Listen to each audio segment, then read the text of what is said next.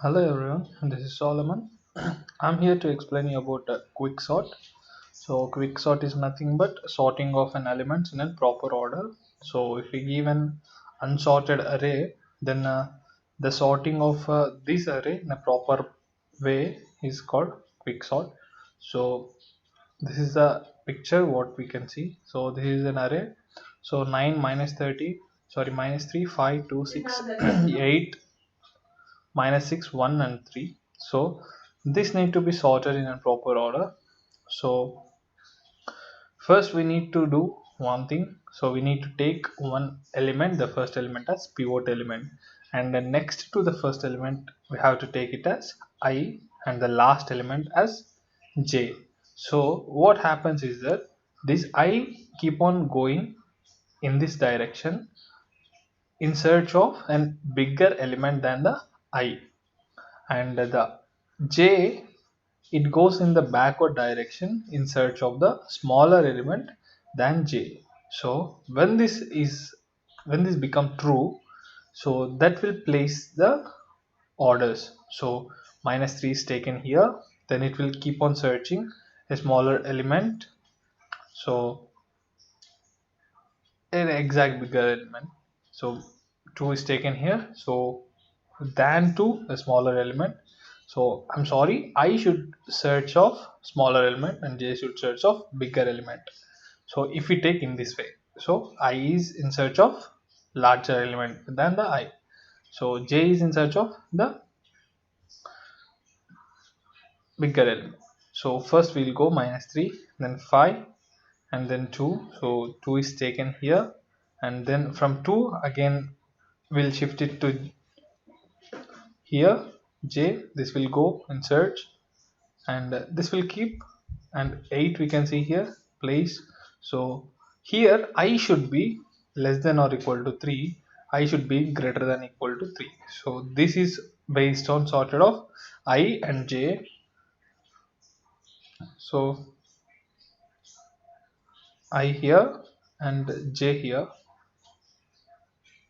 So in this way this goes on. So this sorting is done on the basis of this. So here I should be less than 1, so I should be greater than 1. So I'll give you clear idea in seeing the another image. So this is divided into two sorted. So 38, 27, 43, 3, 9, 82 and 10. So this first half will be taken as one sorted array, and second half will be taken as second sorted array. So first we'll take 38, and we'll compare these two. So we'll take these two as separately and these two as separately, and we're going to compare 38 and 27. So 27 is smaller, so 27 will be taken first, and the 38 will be taken the next. The same way 3 is smaller, so 3 will be taken in the first, and the 43 will be taken in the second. In this way, in the same way here also everything will be calculated, and from here these two sorting arrays, small arrays. So this number will be compared here, and this is a smaller number, so it will be placed here, and 27 will be compared here and here. So 27 is smaller, it will be placed here. 38 will be compared to 43, so 38 is smaller, 38 will be placed here, and next 48 the leftover. So all this, in this way the sorted array will get, and this will be compared with the next array. This is done in the same way how I told here. So the same thing will be happened. So again 3 will be compared with 9 here, with 10 and 38, sorry, 82. So 3 smaller, 3 will be in the first position. Next I will be compared here with this. So 9 will be taken here. This won't compare with 10 and 38 because it is already sorted in the above steps. So this is in sorted array, so it need not to compare again with the own self arrays. So this is our program. So let's see our program, how we need to execute. So this is our program. So we are defining a called partition a, l and h we are taking. So pivot a is equals to a of l. So first we need to select as pivot element, as I said. So I equal to L plus 1, J is equals to H. So while true, while A of I is less than pivot. So here, from here we need to check our condition. So A of I, the element, pivot element next is I element. So I element should be less than pivot element. Until that condition, it keeps on executing. So I equal to I plus 1.